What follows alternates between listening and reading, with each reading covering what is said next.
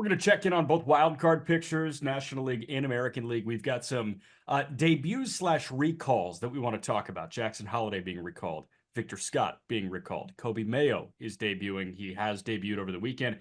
Kai Bush set to make his debut. Also, injury and contract thing before a guessing game. Jack, Aram, Just Baseball show Tuesday, August 6th. It is always presented by BetMGM. Do not ever get it twisted. I asked Peter how the NL Central trip was, and he full-blown launched into a top 5 NL Central ballpark rankings. Do you have like any on the off the cuff power ranking that you want to give me? But how was your trip, Aram? Was it good? That man only speaks in rankings. Here are the top 10 top 10s that Peter has put together over the last 10 months. Oh man, that's so good. No, we were talking about it on the call, but like it was a blast, man. We get to meet so many amazing people, and not to regurgitate maybe a lot of the same things that you guys talked about, because I know we all share similar sentiment. But you drive 6 hours in a car, and you appear in a new city, and the idea that like anybody that's there would be there to catch a game with you is just kind of mind blowing to me, right? Like, especially a city I've never been to. I've never been to Pittsburgh, which, by the way, was my favorite ballpark. I always talk about, I put the old ballparks in their own bucket. So Wrigley's going to be in its own bucket. Fenway's going to be in its own bucket. It's like comparing eras with players. You can't do that. But I thought PNC was incredible. That was a really, really awesome experience there. But there was a specific cool aspect of every single stop, and the people at each stop were just so awesome. Talked to some phenomenal people in Cincinnati. Getting to do a live show at the sports book at BetMGM was so cool. Just the fact that anybody showed up to listen to us just yap in a live show was really awesome. I met a guy who has a doctorate in music. That's cool as hell. Yeah. I was immediately like, you're too smart for our podcast. But you know what?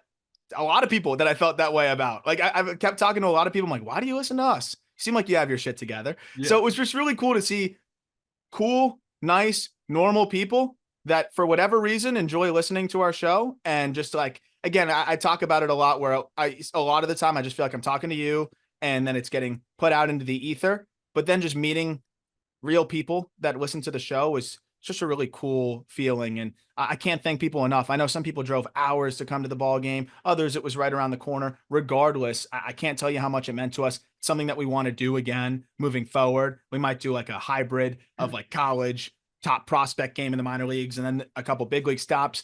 But we came away almost forgetting about all of the miles on the road because of how many amazing interactions we were able to have with people. And I just can't tell you how much it meant. I joined you guys in Milwaukee, and I will say the conversation we had on the concourse with the mother that listens to us on her work commute each morning, Yes. the son and the girlfriend, and she was okay with the sporadic profanity, which was huge for us. That was awesome. I asked, you okay with the occasional F-bomb? She said, I don't give a shit. And I was like, that's a really good answer. I love Yeah, that. I loved Thank you. it.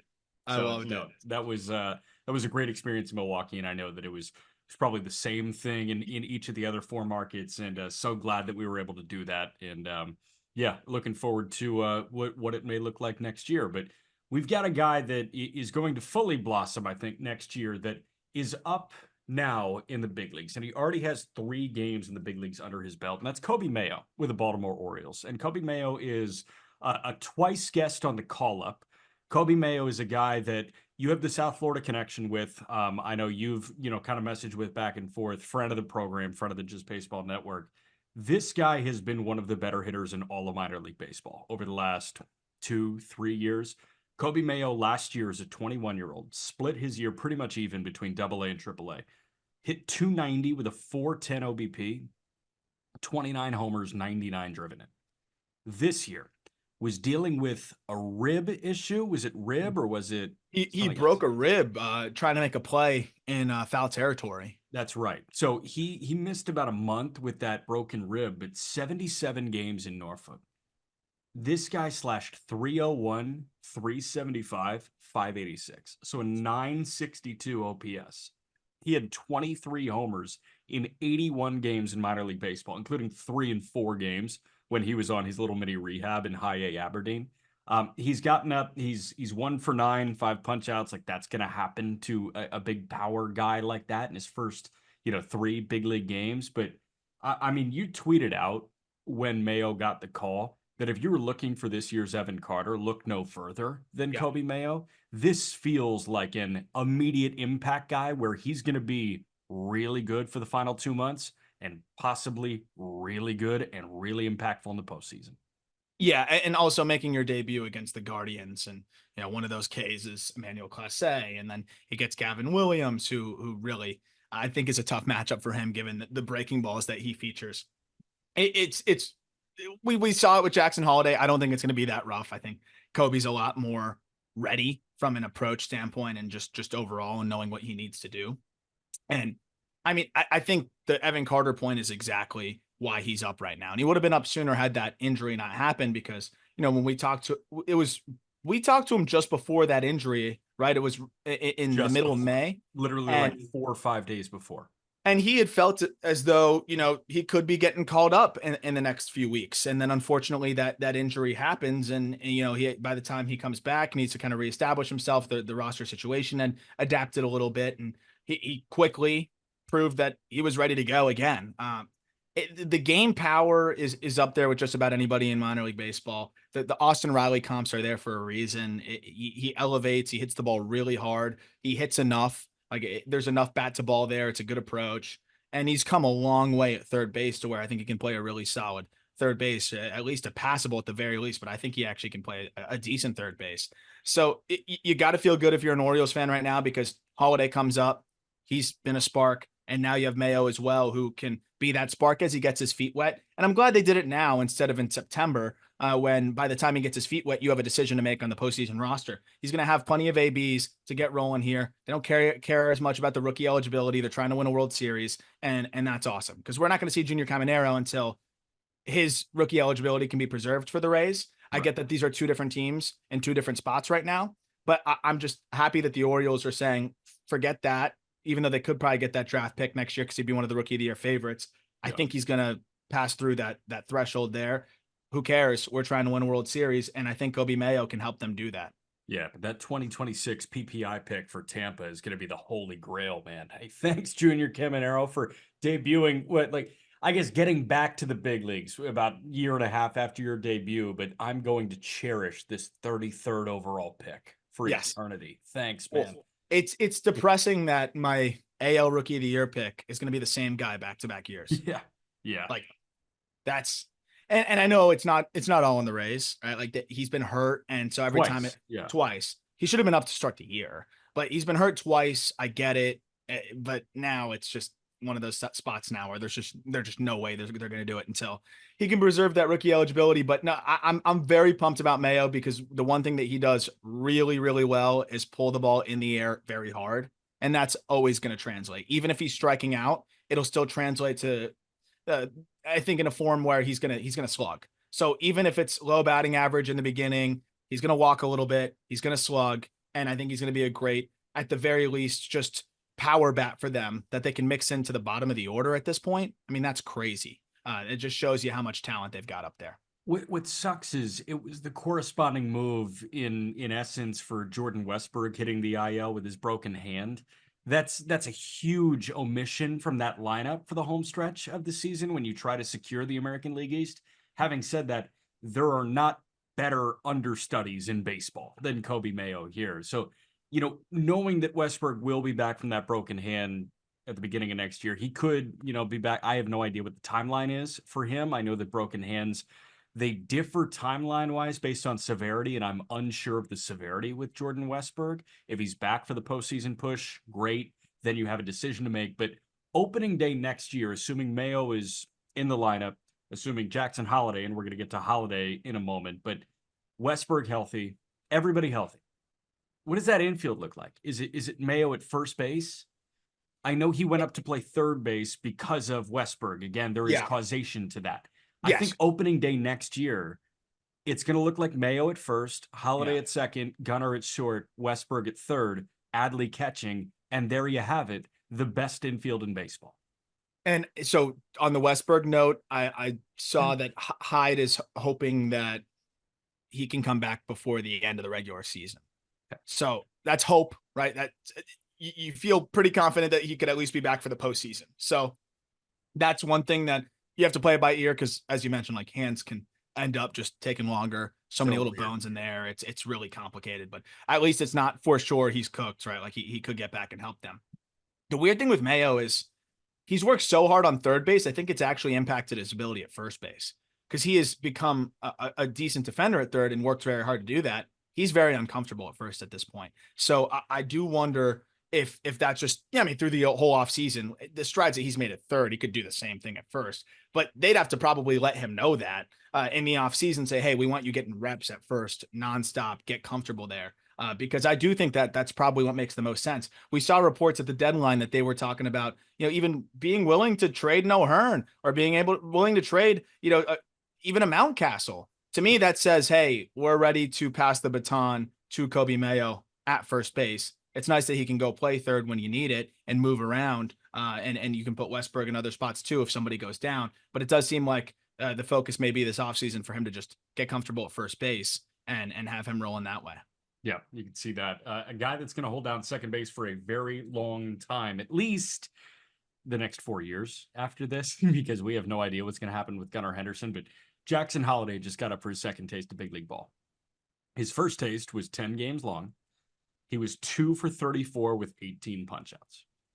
Since he's come back up, he's 7 for 18 with a double and 2 homers. He's driven in 7 because his first big league homer was a grand slam, and it was one of the more electric moments in Major League Baseball this year and in recent memory.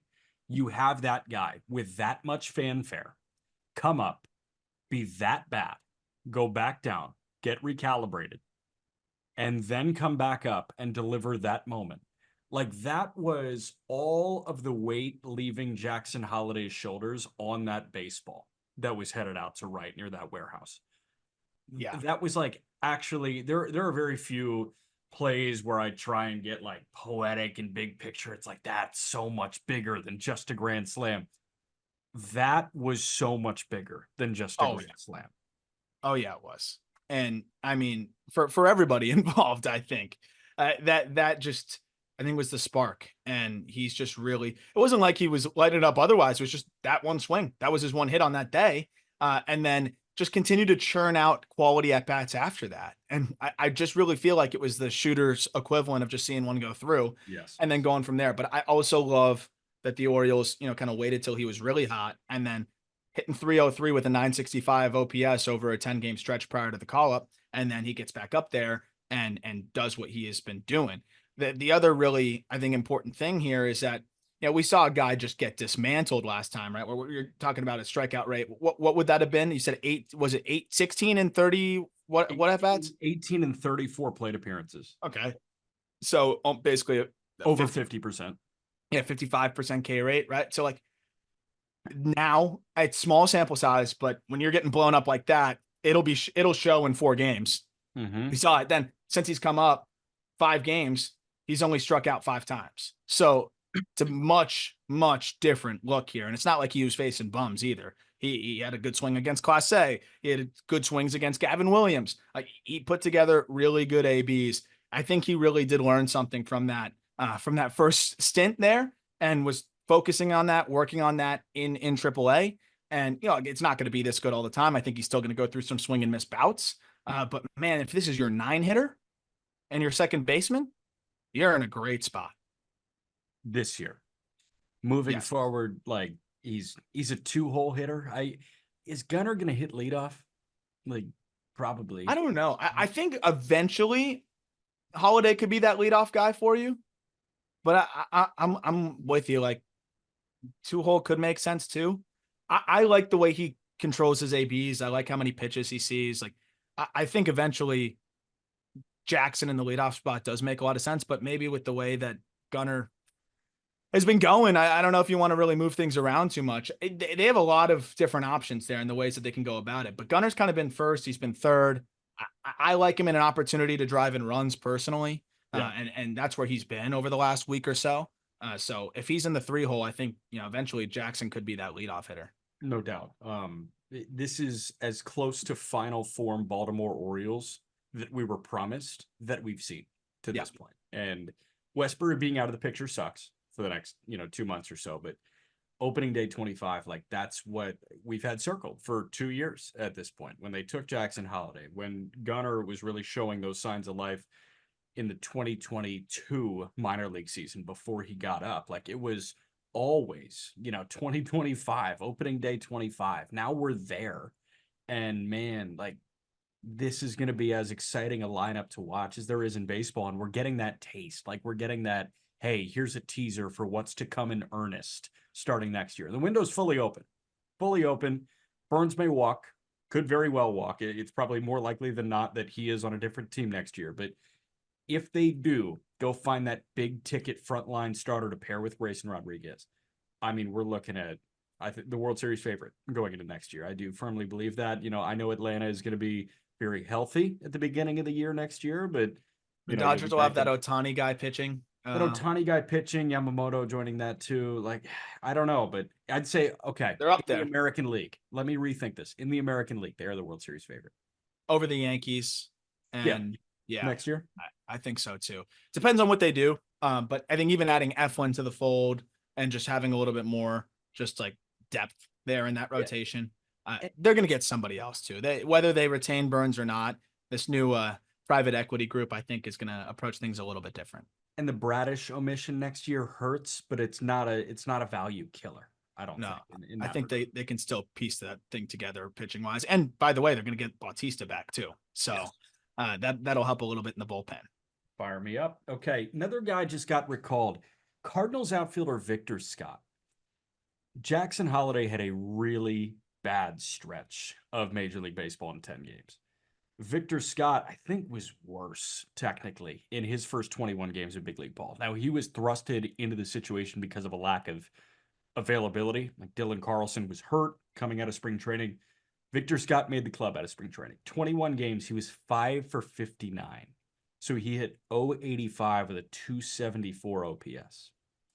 He wasn't getting on base at all. He had a 139 OBP, so he couldn't let those 94 stolen bases last year eat whatsoever in his first 21 major league games. He goes down to AAA, and unlike Holliday, who figured out a way to flourish in AAA, Victor Scott was like really not good in Memphis. This guy slashed 219, 302, 319. That's a 621 OPS for Victor Scott in 74 games in Memphis. They're in a tough situation, but you had an interesting theory as to like what they should expect from Victor Scott now that he's coming back. Yeah, like think about who he's replacing. It's Mike Ciani. So I think he can fill that Ciani role. I also do think it's worth noting that he made the leap from double.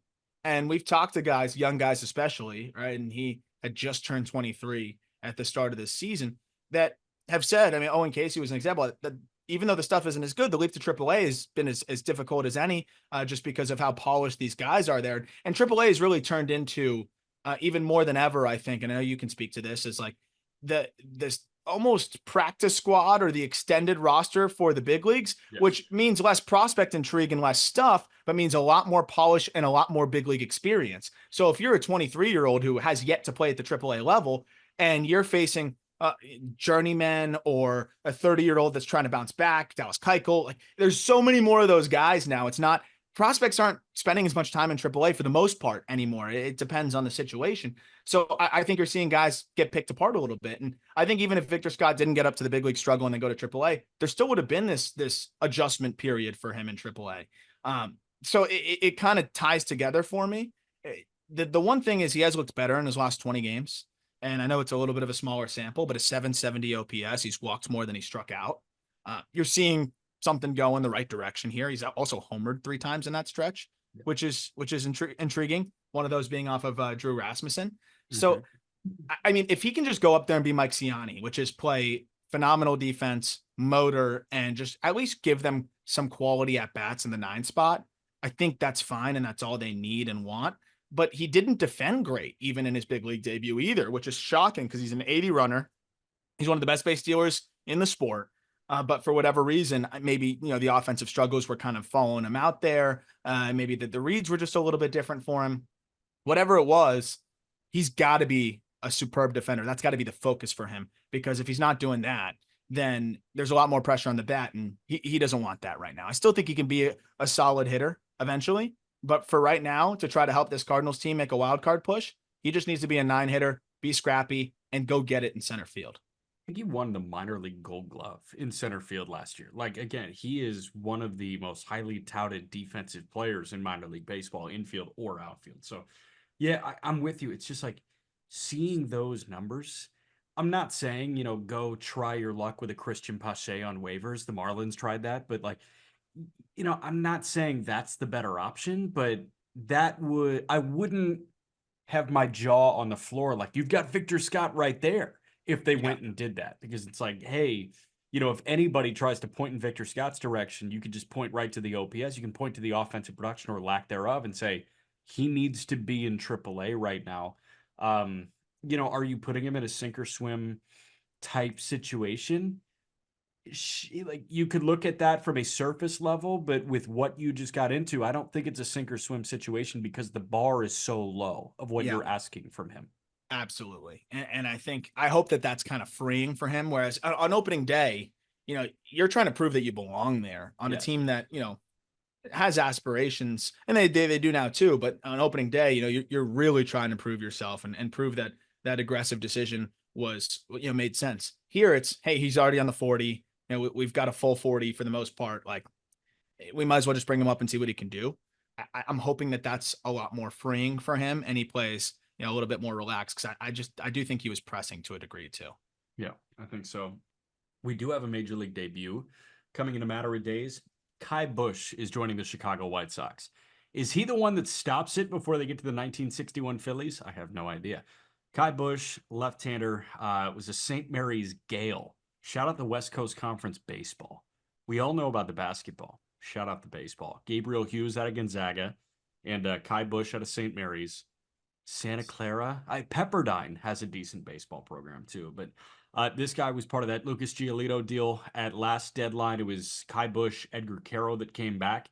This year, Kai Busch, 14 starts in Double A Birmingham, a 2.12 ERA. He was part of that awesome Birmingham rotation in the White Sox organization. Noah Schultz is still there. Jairo Iriarte is still there. Drew Thorpe was there to open the year. And it was Bush. And I think Mason Adams was also in that rotation and shoving. So he's been around some really talented pitchers. He goes to a very untalented team. Sorry to be mean. But the way that I put this on the call up from yesterday is like, he can just be that little injection of appeal that you need in the worst stretch in, the last 50 years of baseball, I'd say. Yeah. Yeah. Well, also some other notable St. Mary's Gales. You got Corbin Burns, the Yep. aforementioned, Yep. Patrick Wisdom, Tony Gonsolin, Ken Waldachuk, Mark Teahen, Kyle Barraqual. So some good players out of there. Mark T and a St. Mary's Gale. I had no Yeah. idea. Some guy named Icehouse Wilson in That's 1931. sick. Is it like Icehouse. the beer? I don't know, but that's a really cool You name. ever had Ice House? No, never heard of Might be that. a Midwest thing. Um, yeah, I think at this point, you might as well see what he's got. Bush has been a lot better this year than he was last year. There's been a little bit more life on the heater. The slider's been pretty solid. I I think at the very least this is a lefty reliever for you, but you might as well see what he can do as a starter. And I'm in on 24-year-olds getting opportunity rather than whatever 30-year-old, 32-year-old you claim on waivers and just run out there to get through whatever's left of the season. Let's see what Bush has got. And I think at the very least, he is going to be a guy that ends up slotting into the bullpen for them next year. And they just need warm bodies that are capable of getting outs, that have some decent stuff. And I think Bush is capable of getting outs out of the bullpen, whether it's a middle relief kind of role with that slider as a 6'6" lefty or whatever it may be. But he's better than a lot of what they've been rolling out there, at least from a talent perspective. No doubt. You've never seen this beer before? Ice House? Never once. Molson Coors. Where is Molson Coors? That's not Miller Brewing, I don't think. I That's don't think like so. Coors Light and all that. So I have no idea where that is brewed, but Ice House, I see it all the time in the Midwest. Interesting. So also a St. Mary's Gale. That's pretty cool. But a former organization mate of Kai Busch is on the injured list for a much longer time. He was already there. We stopped to rehab, and we got to have a big picture conversation about that. Before that, quick break. Well, Mike Trout's season is done. He has another tear in his meniscus, and this brings Trout's season to a close. And we start to play the game of, what is it, pre-31 that he was awesome, or pre-30 that he was awesome, and post-30. It's almost the same Griffey timeline that we were working on. Now, Trout, you get into a very heated conversation with our video mastermind, Peyton. But I mean, Trout, a WAR accumulator because of the defense. He has a lifetime OPS of 991. It was over 1,000 before last year.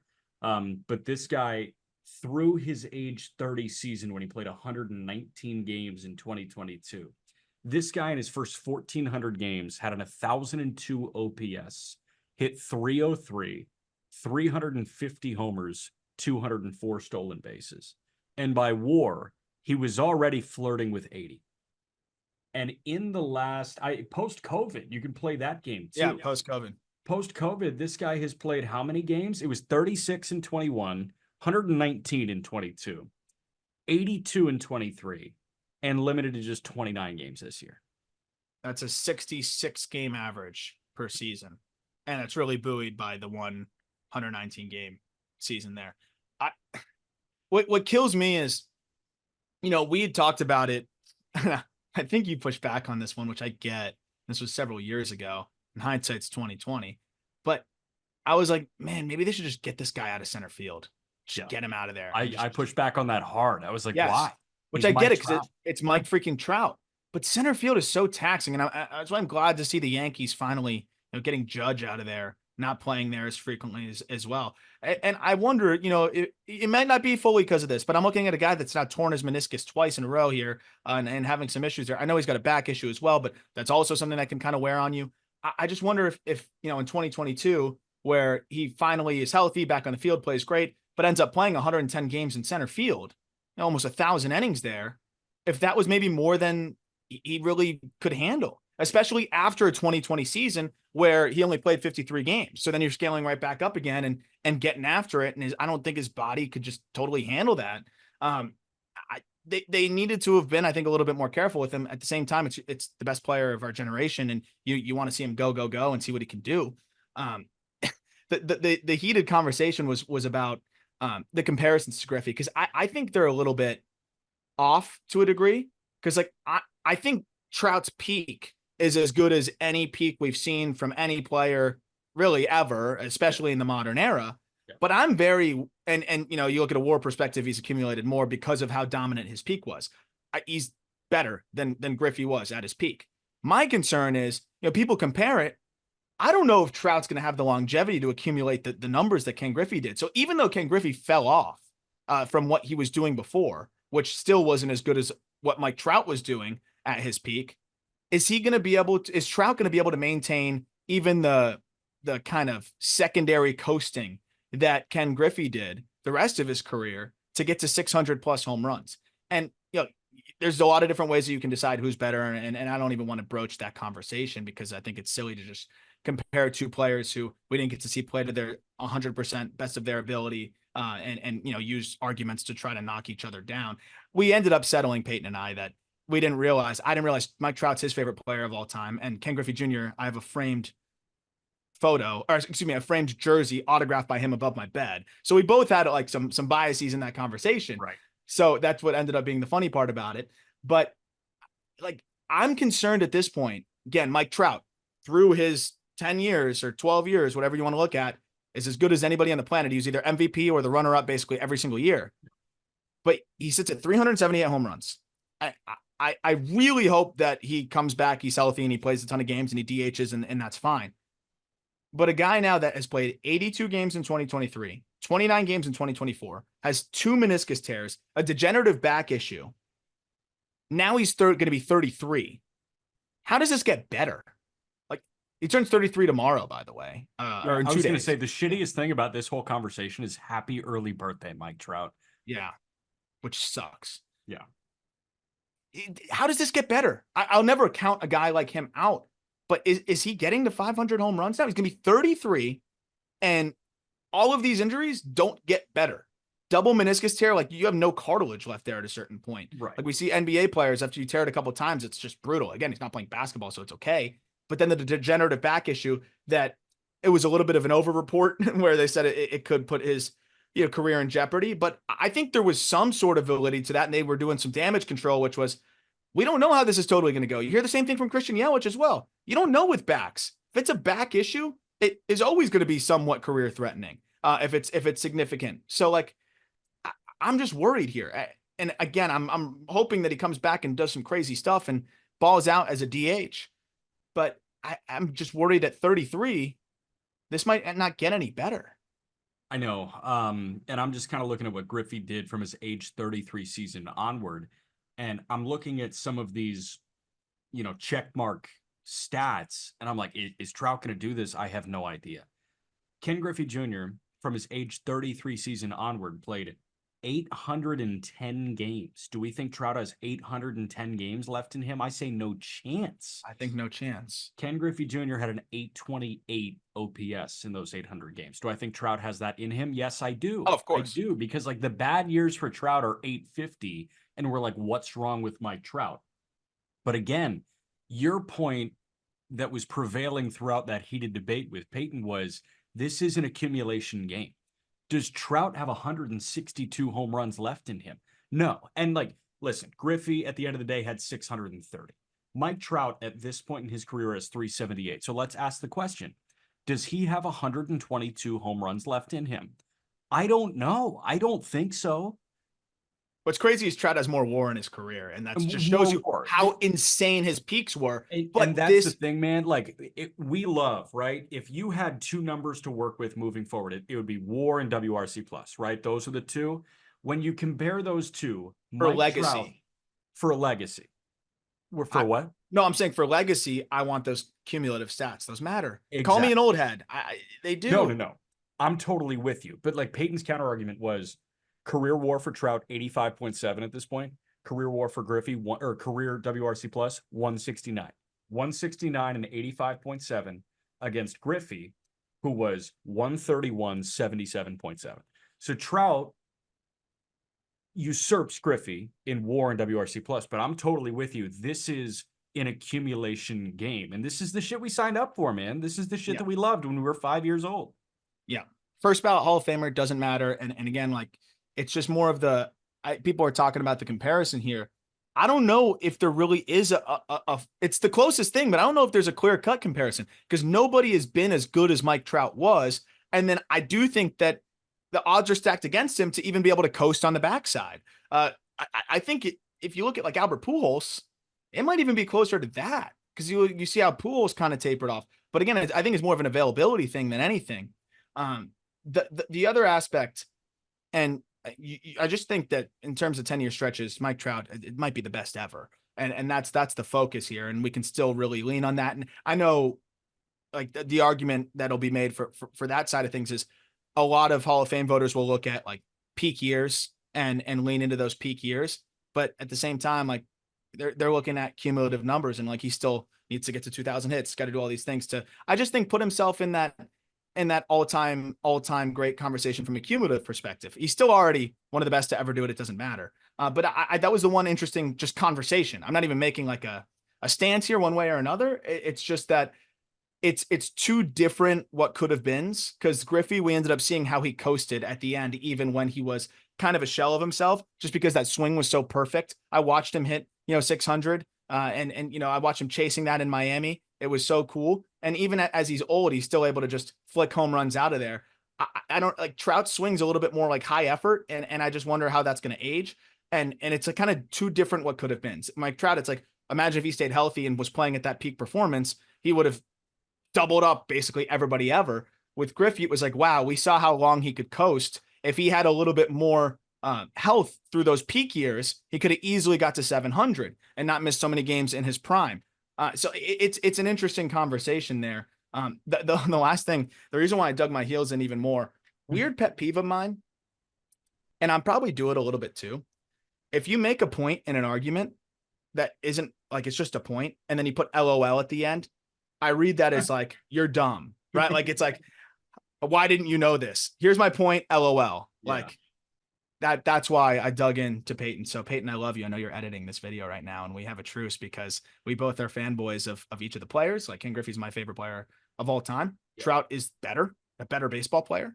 But in terms of legacy and how the numbers all look when we look back, I wonder how it's going to be looked at. But Trout still got time, and I hope that he gets himself right, and I hope he proves everybody, that is unsure like ourselves wrong. But like I said, when you're struggling to play games now on the other side of 30, and now he's had, I think, his worst injuries over the last 2 years with degenerative back and double meniscus issue. Yeah. I just don't know how it gets better at 33. Yeah. So what I will say is I think the closest thing, I like that we're having the Trout versus Griffey conversation, but I think the Spider-Man meme one is the guy that we've been comparing Trout to his entire career. He's just fucking Mantle. Like, he's just Mickey Mantle. Like, that's it.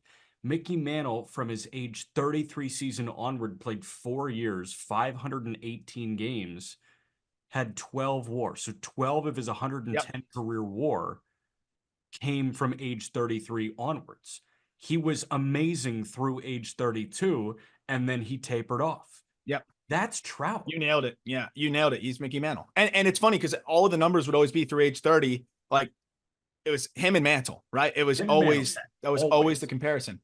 I think that's a way better comparison. And remember, Mickey, I mean, the story is that he tripped on a sprinkler and tore his ACL, MCL, PCL. Back then, they didn't know what the hell that was. And so he just taped up his leg as best as he could. I think probably had, down to an eighth of vodka, whatever it was. And, and just went. So I really feel like that is the more accurate comparison because you have the MVPs on the front side, more dominance than Griffey, and then just the short back end. Like, if you had put a gun to my head, I'd say that Trout probably plays another. And I hope I'm very wrong. 4 years, 518 games. Yeah. Yeah. I think that's pretty much the bar right there. And that's where I want to kind of like wrap up the conversation. Yeah. Is like, what we should expect. Perry Manassian's I stopped myself there. Perry Manassian is just ruining it, but making it worse by what? Did you see what he said? No. Oh, you didn't see what Perry Manassian said? Wait, was it something along it was either Ron Washington or Manassian who said, we're not sure if he's hurt or not. Like, he needs to tell us if he's hurt. Oh, no. That was Wash. Okay, Wash was like, we're not sure how hurt he is. He needs to tell us how hurt he is. Angels GM Perry Manassian in a phone conversation. This is via Alden Gonzalez. Yeah. Of course, just phenomenal stuff. Miami guy, so always love Miami guy with ESPN. Yep. I believe it's going to turn. He's going to play. My call is he hits 70 homers and wins the MVP. I believe it. Looking at the look on his face, he might have the best year he's ever had next year. Perry, I hope you're right. But what the fuck are we doing, man? Don't do that. Yeah. Why are you doing that? The whole conversation is we need to probably temper expectations. Let's just be happy that he's on the field. Let's root for him. And I'm not saying it from like I'm not saying that we should like patronize him, but we also shouldn't have him out there expecting 70 home runs and then you're going to be disappointed every time he doesn't quite meet that expectation. Like, let's get him out on the field. Let's see him play well. Promising those kinds of things on his behalf is just bizarre to me, especially in such a frustrating stretch where the focus for him has to just be to be available. I feel for Trout so much. And I'll take that over, I guess, what Brian Cashman said about Stanton. Just like, we know he's going to get hurt, so what's the point? I'll take that. But like, God, why are we dealing with two extremes here? Just say, we know that even, if he's 70% of himself, he's one of the best players in Major League Baseball. We think he can still get to 100, but we just want to see him back on the field, and we hope we'll be back soon. 70 fucking home runs? What are we talking about? I prefer the coach speak and the random exec talk. Like, if I can script a GM's answer to that, I would prefer that over what Perry Manassian did, setting those unfair benchmarks. And the thing is, like, career year. No, it would be the best year of his career. Right, exactly. Like, break the clean home run record. You make your Mike Trout, but I mean, dude, like, I can appreciate where that was rooted from Perry Manassian, but the execution of that was absolutely terrible. You cannot do that. And do I think that Angels fans heard that and are like, wait, the GM told us that Mike Trout's going to hit 70 next year? No, I don't think that anybody is like that stupid and that gullible to be like, oh, well, he only hit 40. But at the end of the day, man, like you're setting yourself up to fail with a Yeah, guy that is not on the field. but isn't that a basically if That's I the could Angels. yeah, I was gonna That's say the Angels. if I could boil the Angels down to one sentence, it's setting themselves up to fail. So Correct. but just I'm hoping Trout, gets the full off season, get right, get healthy, DH, and hopefully we can just watch this second phase of his career where he's a DH slugger and mashes and is available. Yeah. Crazier feats have been done from guys that looked like they could be done physically. So hopefully that's what we get from Trout. Yeah. And I hope the back half of his career looks more like Griffey than Mantle. But Yes, dude, even if it looks like Mantle, again, you're on the one of same. the all-time greats, and man, he could never play another game, and I will think of him as one of the most incredible players we've ever gotten to see, and just grateful that got to see him play. But he's going to play more games. He's going to be available, but that's just putting in perspective just how special he has been, and I still think can be if he can just stay on the field a little bit. Yep. All right, we jump to San Francisco here. Blake Snell and Matt Chapman have player options because they are Boris clients. And they're putting together years that you would not expect.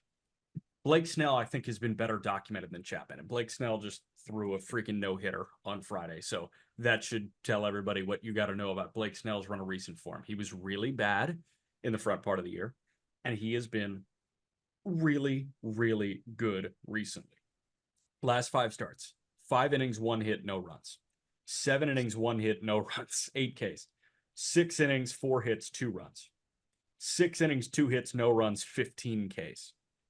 No hitter, 11 Ks.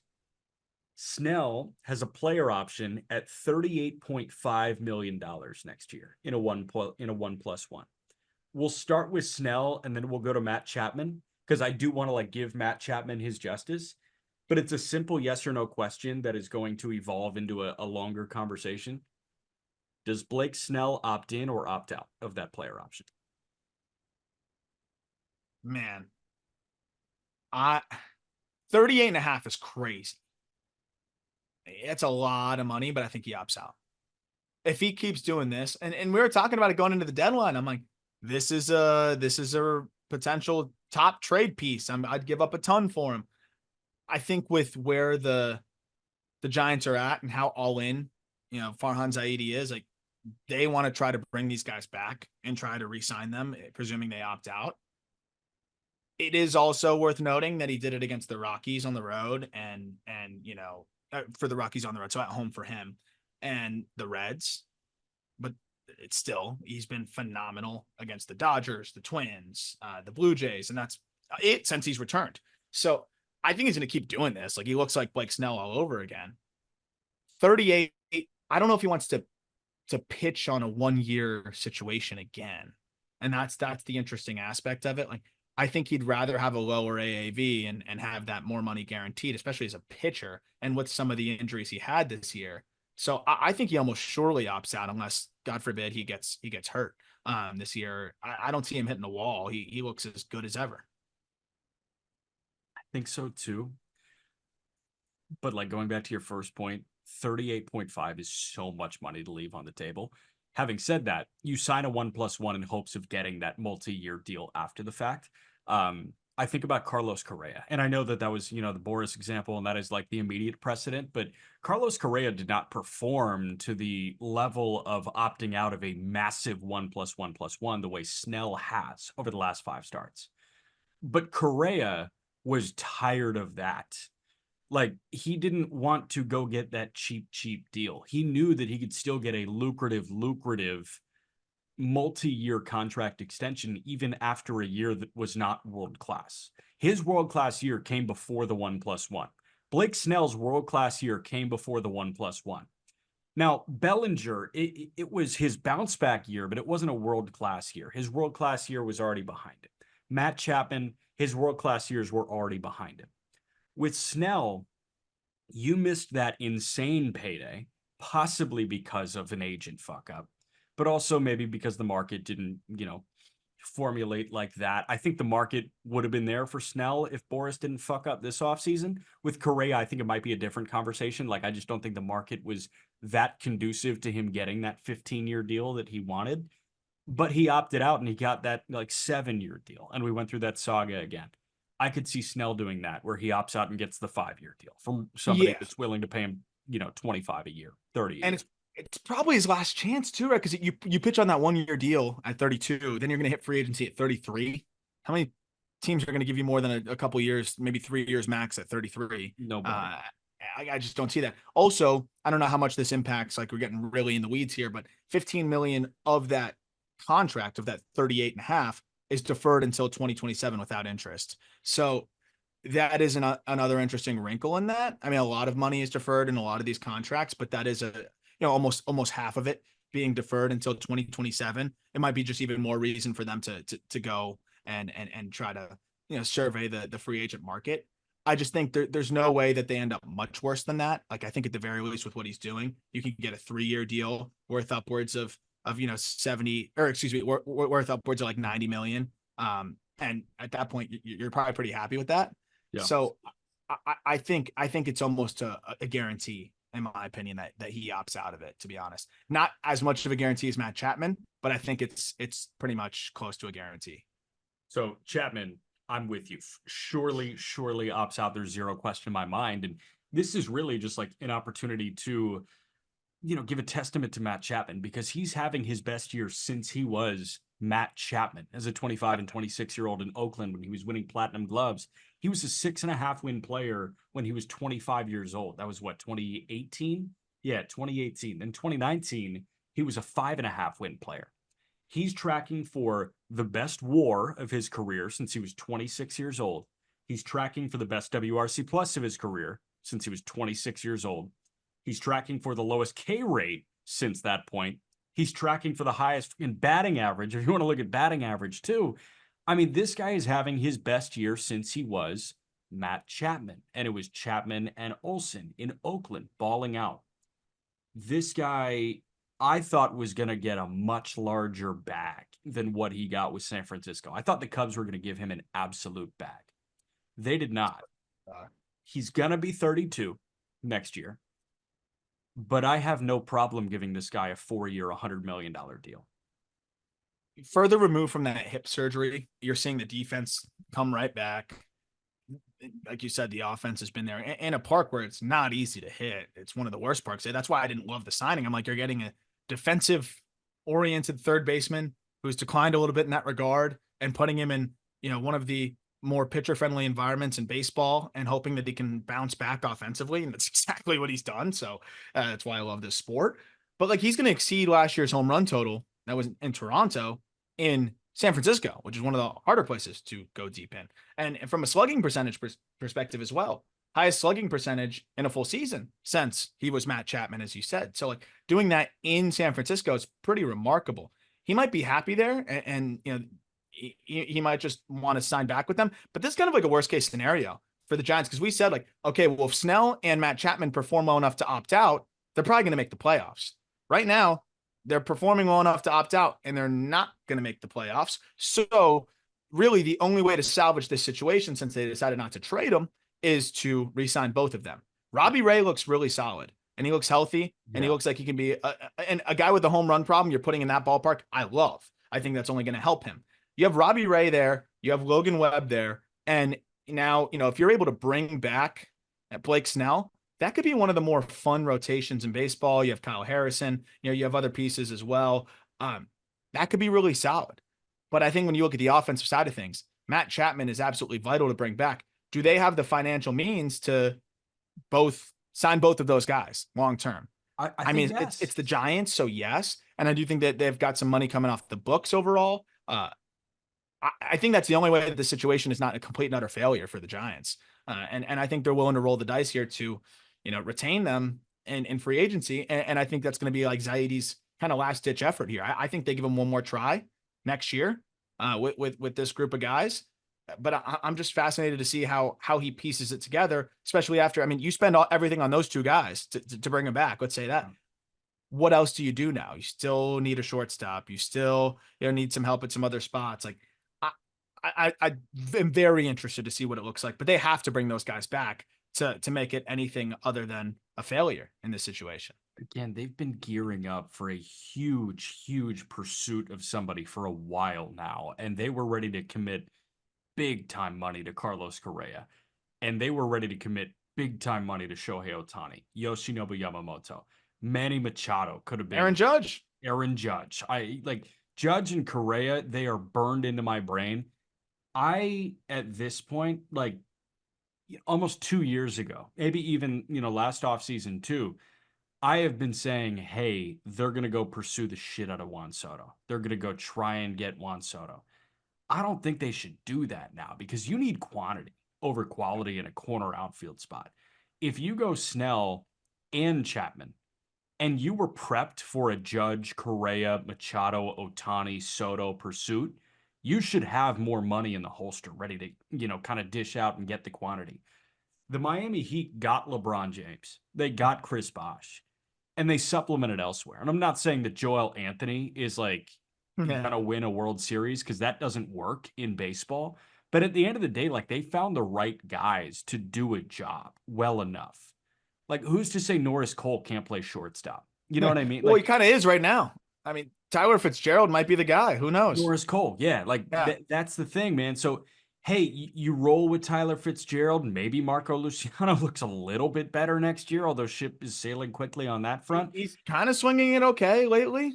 Since they brought him back up, so we'll see. I'm not going to hold my breath there, but I guess you can piece it together. Fitzgerald ends up continuing to do this, And whatever he's the doing thing right is, now. Like Elliot Ramos was an all-star. You kept Lamont Wade at the deadline. Like Jung Hoo Lee will be back and healthy, and exactly. I still love Jung Hoo Lee. So you know what, like I can talk myself into this a little bit if they bring both those guys back, right? Because then you have Logan Webb, Blake Snell, Robbie. It's a lot of lefties. Kyle Harrison, Robbie Ray. But then when you look at the lineup, it could be the best version with a couple of the right moves that we've seen in a little bit with the emergence of Ramos. You hope that Fitzgerald and Wisely maybe form a decent platoon or just can make things work at shortstop / Luciano. At least you have more irons in the fire there.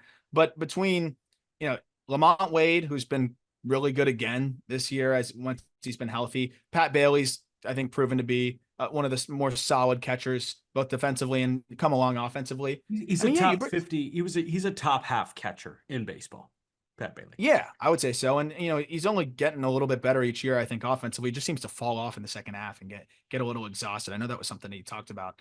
But yeah, I mean, with the right mover too, in addition to bringing those guys back, like yeah, I could talk myself into this team. So I guess that's the approach. I think they're gonna have to give it one more shot with Zaidi with these two guys, and see how things go from there. But the Ramos emergence has been huge, and both of these guys, playing really well and hopefully wanting to return has helped a ton. And maybe they let Conforto walk, they get some money there, and they can maybe sign one more corner outfielder and make this thing happen. But yeah, I mean that's probably their best shot here. So they got to bring him back. I will say, and I know you just kind of mentioned the Fitzgerald Wisely platoon at short. If they were truly willing to like actually open up the checkbook, Willie Adames would make a lot of sense in San Francisco. A Oh my lot of gosh, yeah, sense. yeah, that would be awesome. So I would love to see that because I mean, like, I just Tyro Estrada, even at second base, like I'd love to have as many options as possible. yeah, That would make a ton of sense. You bring back both of your guys. I don't know how much is coming off the books, but I want to say is Yastrzemski's got to be coming off the books now soon too, right? dude, I Is he? feel like he's at 10 years of service, but he's not even through arbitration. Nope. Yeah, he's a free agent in 26. My goodness. But they could always move him, clear up, 8-9 million there, however much it's going to make an arb, and get creative. But they're in an interesting spot. I think it's better than it looked going into this year. That's Yeah. for sure. So that is a positive. Again, assuming that they retain those guys. Yeah, I'm just looking at like so Mike Yastrzemski, Super 2 guy. You can move him, you can shed what'll likely escalate to 9.5, 10. You could move Tyro Estrada. I wouldn't. He's a Super 2 guy with 2 years of control left. He's at 4.7 this year, so you assume he checks in at about 6.5. But Mark Canna and his 3.7 comes off the book, and I know they just inherited that. Michael Conforto's 18 comes off the books. That's huge. That is huge. Like that's really it. And Tyler. we didn't even mention Jordan Hicks too, who I think just has kind of met his limit pitch wise. Yeah. It just workload wise. So they've cut him back down. And it's funny, he threw 2 innings against the Rockies, average 94, and then 5 days later throws 2 innings. He sat 98. So I think his body was just like, oh, thank goodness. Can focus in the offseason, build back up, and then that's another rotation option too. So yeah, they have a little bit of money coming off the books. They got a little bit of I think opportunity to try to make some moves here and bring some guys back. And yeah, I think they got one last ditch effort to kind of go all in. So it'll be fun to see how they go about it. But step one is, do Blake Snell and Matt Chapman even want to come back? And that's what's going to be interesting. Yeah, and as of right now, they are 4 games out of the National League wildcard picture. They would need to be sold on this team being a contender soon, and they could put their money where their mouth is on that front. But looking at the National League wildcard front, we're going to do quickly National League wildcard front, American League wildcard front, and then a fun little minor league game. NL wildcard as it stands right now, the Braves have the top spot in the National League wildcard by a half game. San Diego is there with them. Actually, they are even at that point. They share that top wild card spot. Atlanta is 60-51. San Diego is 61-52. Arizona holds on to that third spot right now. And then you've got the Mets that are at a game and a half back, the Cardinals 3 back, the Pirates 3.5, the Giants 4.5. Atlanta, San Diego, Arizona. Are those the 3 National League wildcard teams, or does one of New York, St. Louis, Pittsburgh find their way in? It's funny because I feel like the Braves could be the most likely to slip out of this thing. Same. I feel really good about where the Padres are at. I know you guys talked about that last episode. It's a super pen now. I just watched Tanner Scott go get a 4-out save. Like what he adds on top of Suarez, on top of just everything that they've got going on right now. Who's been balling? Yuki Matsui has been killing. Finally. I mean, the stuff was too good to not be killing the way that he is. They're going to get Tatis back. Bogarts just returned. I mean, I feel very good about the entire lineup and just the whole situation that they've got there. So, I mean, you have an elite bullpen. The rotation is looking as good as it's looked. Musgrove, by the way, looked fantastic in a rehab outing. They don't even need him to be Joe Musgrove. If he's a 4-starter, they're in good shape. So I love where the Padres are at. I have them solidly in there. I think the D-backs look really good too. They quietly made some additions to help that bullpen. Corbin Carroll is finally coming alive a little bit. Eugenio Suarez finally alive, and he's been torrid on a torrid pace this year. Gabriel Moreno, he's coming alive. Like all of these guys that needed to come alive are coming alive. So it's starting to come together there. And then they added some sneaky pieces to the bullpen. They're going to get there. They got J-Mont back. We'll see if they get Erod back. I'm in there. Like those are 2 teams that I think are heading, in the right trajectory here. The Braves to me feel like a free fall. And just seeing the way that they played against the Marlins in that series too, like it's the Braves, so you never know. But I think that's the team that could slide out of this thing. Now, counter, I don't think the Mets did enough at the deadline to pass the Braves. I think over the next 2 months, the Braves do finish in front of the New York Mets. The only team that really, I think, gives anybody a run for their money in that wild card picture is the Pirates. And like, I don't think there's any, bias there with that rotation. I think that rotation is legit. Skeens throwing the way he is. And again, they limited his innings through the first month and a half of the season. So he could be full go the rest of the way. They may skip a start. I don't think they should. Keller has looked awesome.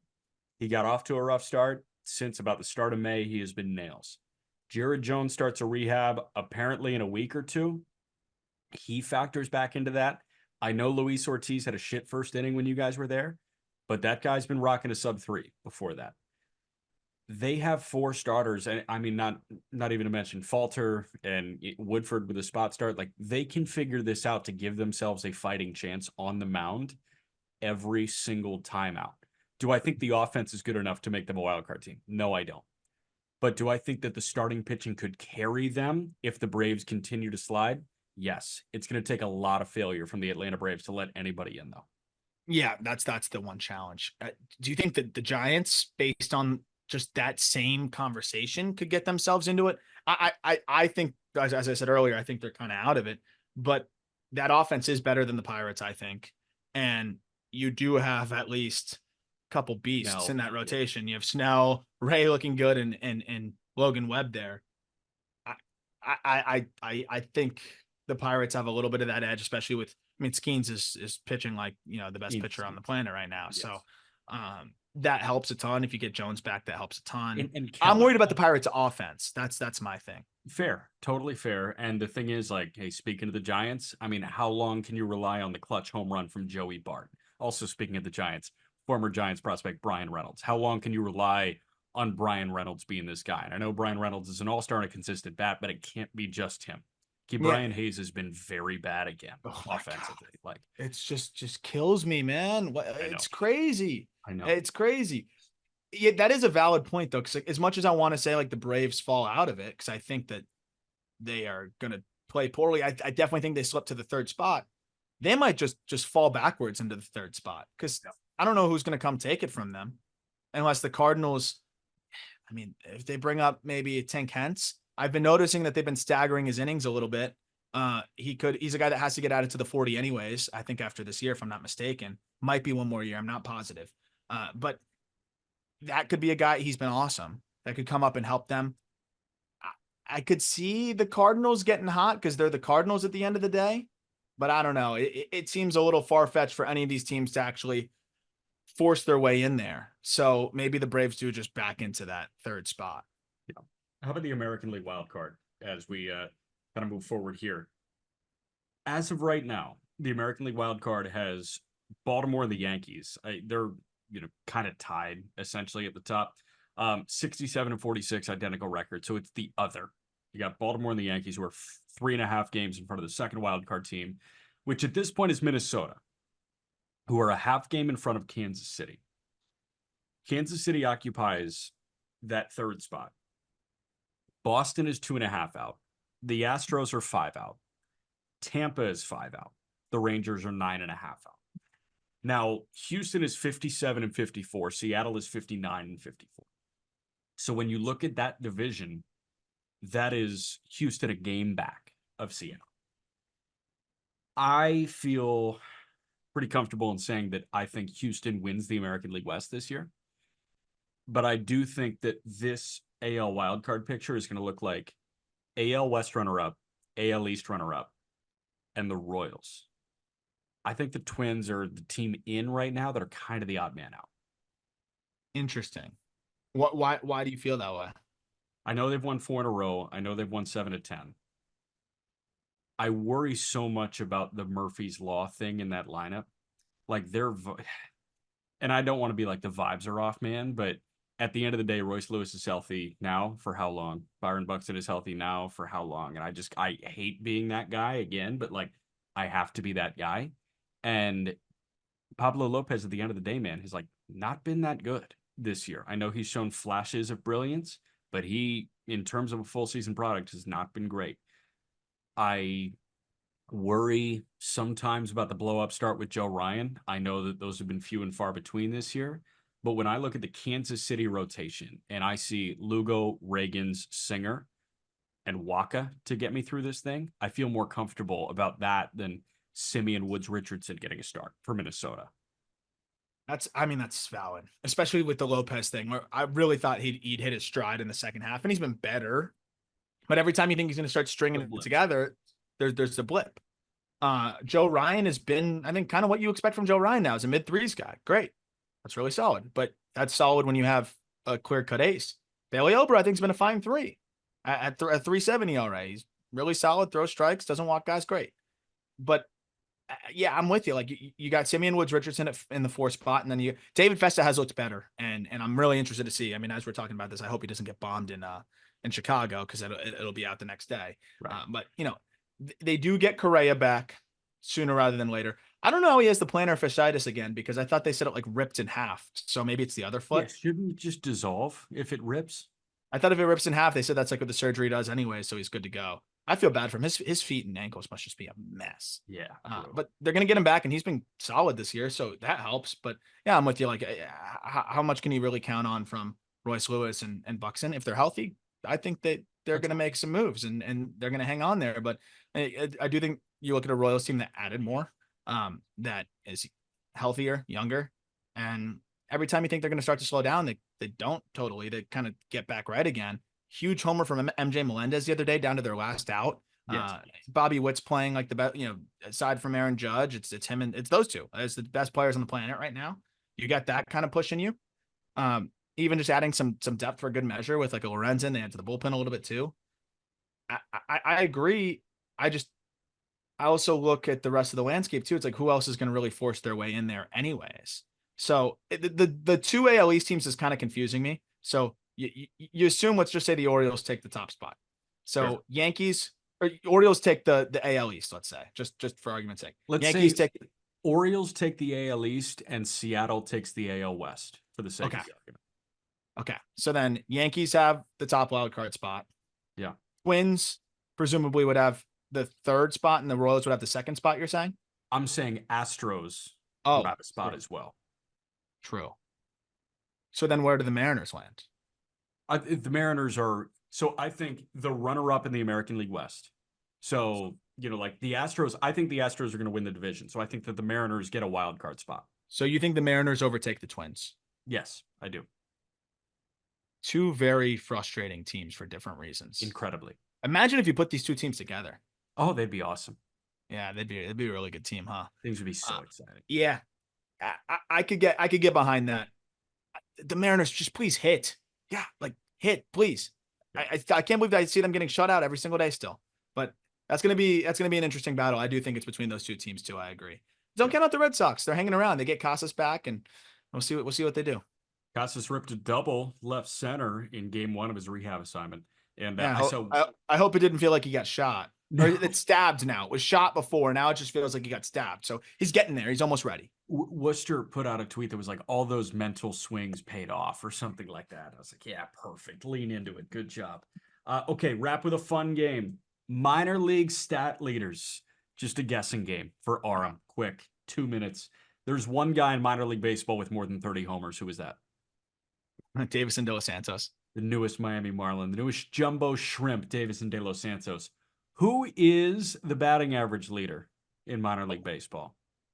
Batting average leader in minor league baseball. It's got to be a AAA guy. This guy's a AA guy. Ooh. The top 3 are all in the American League East. Batting average leader in the American League East. That's a tough one. Yeah. 3 guys hitting 340 among qualified hitters in minor league baseball. 3 guys are hitting over 340. They are all AL East prospects. Wow. 3 guys hitting 340. And they're all AL East prospects. 2 of them are in the same system. Wow. That's a good trivia question, man. Chandler Simpson is hitting 350. Oh, I was never getting that. I don't really? know. I don't know. I just like my mind doesn't go there with like I like forget he exists far too often. I can't lie. Chandler Simpson's hitting 354. Trey Morgan is hitting 344. Christian Campbell of the Boston Red Sox. That was gonna be one of my guesses, but I was not getting Trey Morgan or batting average isn't a stat, dude. You know that. I'm not looking at that. Come on. So are you looking at OBP? I might have a better chance at OBP, but I don't know. I might whiff on that too. One guy, an NL Central prospect that is really not a top 100 guy, but could be very soon, has an OBP over 450. Sal Stewart? No. NL Central, a good NL Central team. Maybe good NL leading the NL Central. A good NL Central team. Maybe a Brewers prospect has a 452 on base. Mike Bovey? No. Mike Bovey is hitting 338, but he is outside the top 10 in OBP. Luke Adams has a 452 on base.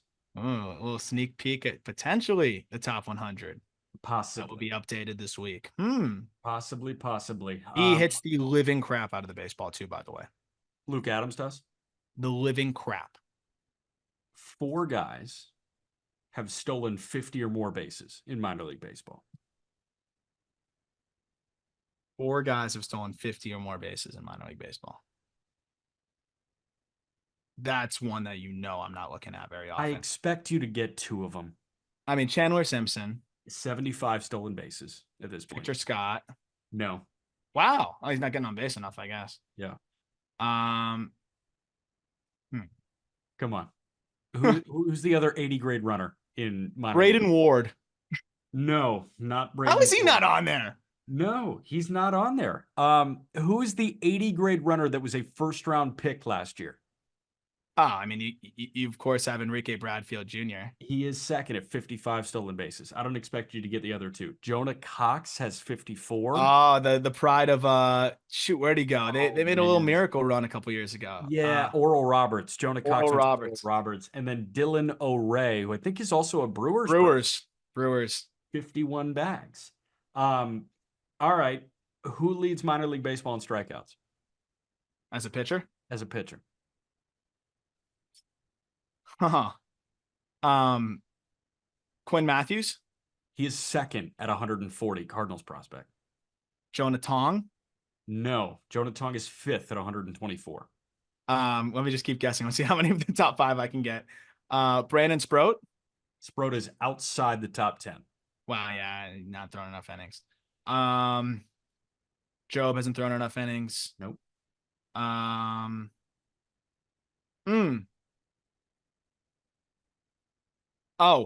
George Klassen. Klassen is outside the top 10. What the? Tugboat, Matt Wilkinson. Tugboat is the minor league leader with 134 strikeouts. Number 3, Chase McDermott of the Baltimore Orioles. Chase Dolander tied with Tong for fifth at 124. Wow. So lowest ERA. Lowest ERA. Who is this guy? D. Davalillo? I have no idea. Davalillo is a Delaware. No, he's a Down East Wood Duck, so that's low A for the Rangers. This guy Davalillo has, where are you at, man? A 1.79 ERA and 80 in the third innings. I don't know who that is. That plays. Yeah, this was not my best showing. Shows you where I've been the last week and a half. I gotta catch back up. I don't know ball. I don't know minor league ball right now. Listen, all right. Yeah. All right. Well, that's fun.